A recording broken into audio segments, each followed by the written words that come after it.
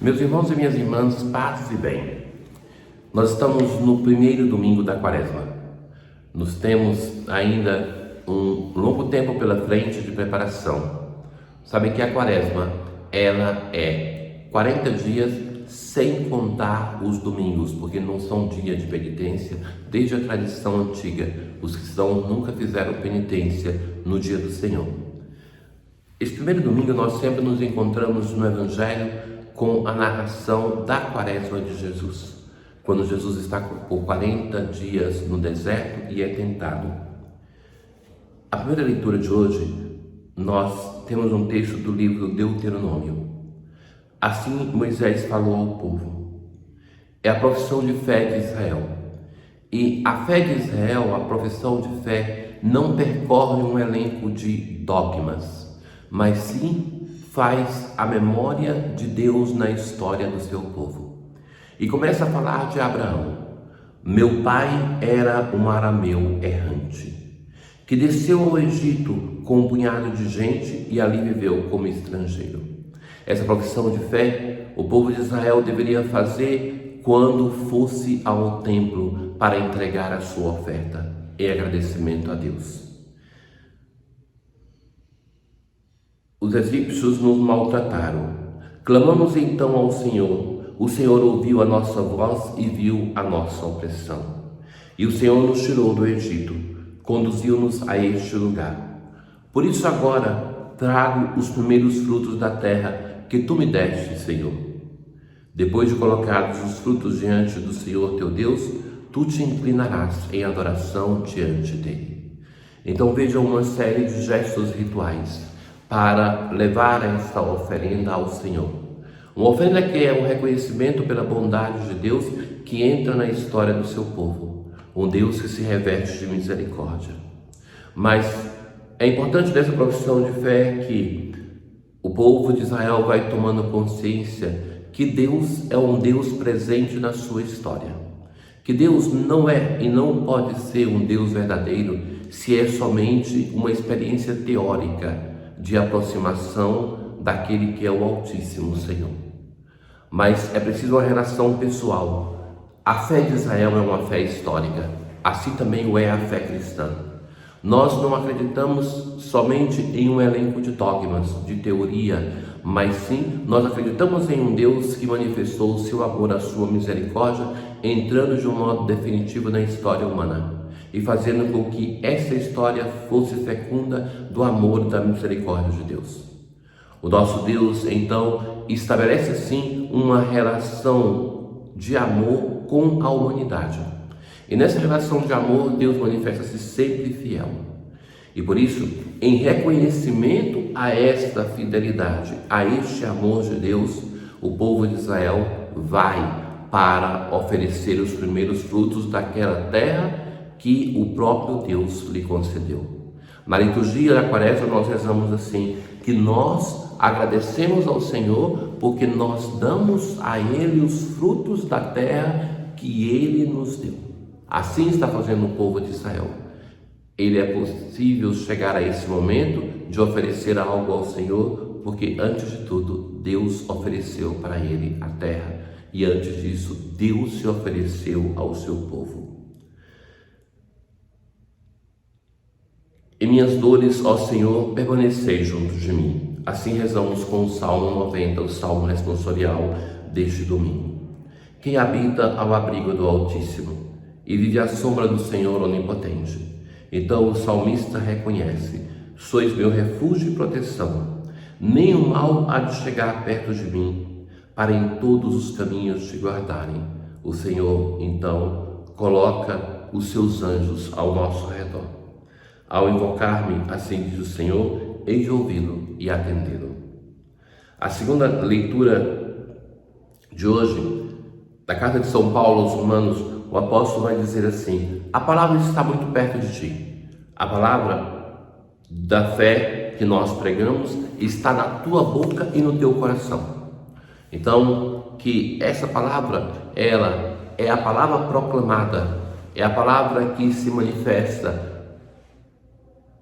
através da fé que é anunciada e que através da vivência, da pregação, se torna salvação. Alcança a justiça, e dizer a justiça é dizer uma outra palavra para a salvação de Deus. De fato, todo aquele que invocar o nome do Senhor será salvo. Hoje, no Evangelho, nós, como dizíamos, nos encontramos com Jesus que está no deserto.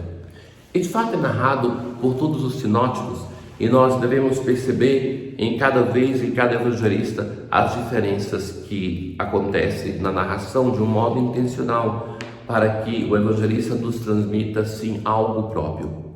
Veja que Jesus foi batizado, foi esse o texto que nós escutamos no dia do batismo do Senhor. E então Jesus, cheio do Espírito Santo, depois do batismo, voltou do Jordão. E no deserto, ele era guiado pelo Espírito. Então, guiado pelo Espírito no deserto. O deserto é o local aonde Deus leva o seu povo para duas experiências.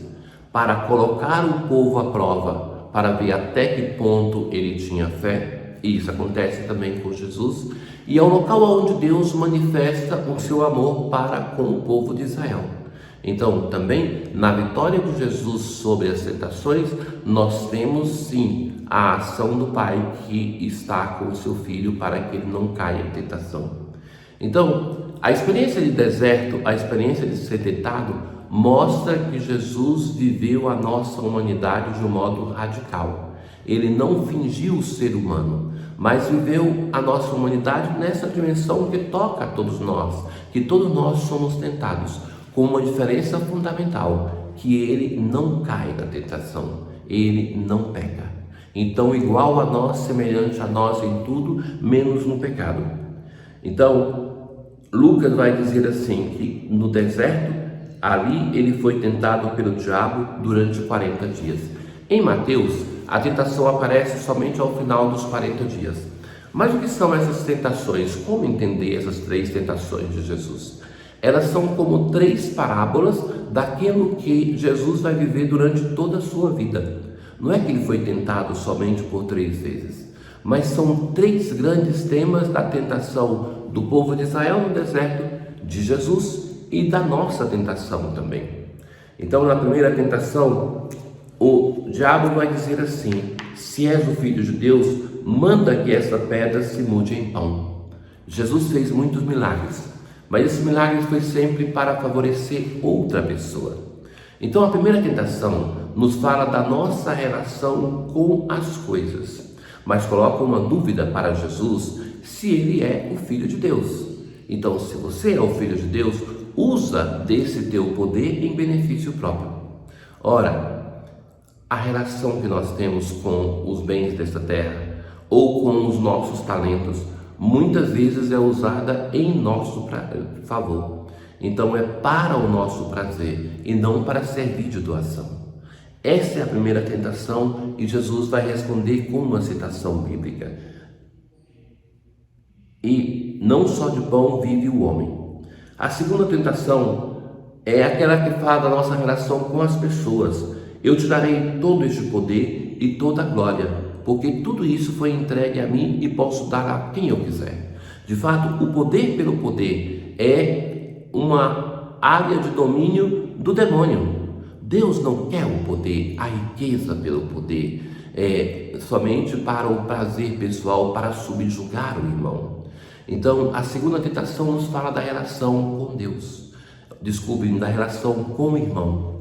E a essa tentação, Jesus também responde com a citação bíblica. A terceira tentação é aquela mais terrível, que o pouco está presente nas outras, mas aqui de um modo muito claro. Jesus é levado num lugar mais santo e agora é o demônio que tenta Jesus usando a palavra de Deus até por 2 vezes.